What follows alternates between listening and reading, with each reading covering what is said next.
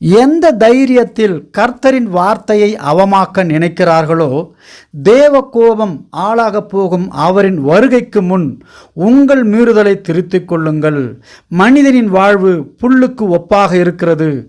காலம் கடைசியாக இருக்கிறதினாலே மனம் திரும்புங்கள். நம் தேவன் பட்சபாதம் பார்க்காத தேவனாக இருக்கிறார். அவருடைய கோபத்திற்கு தப்பித்து கொள்ள வகை சொல்லிக் கொடுத்தவன் யார் உங்களுக்கு?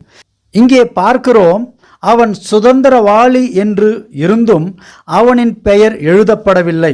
உதவி செய்ய வாய்ப்பிருந்தும் அவன் உதவி செய்யவில்லை. கடமை இருந்தும் கடமையை அவன் தவறினான். அப்படிப்பட்டவன் தேவனுடைய பார்வையிலே தூக்கி எறியப்பட்டவனாக இருக்கின்றான். அப்படிதான் மனைவியை கீழ்த்தரமாக நடத்துகிறவனும் புருஷனை எந்த விதத்திலும் மதிப்பு கொடுக்காதவர்களும் இப்படிப்பட்டவர்களுடைய வரிசை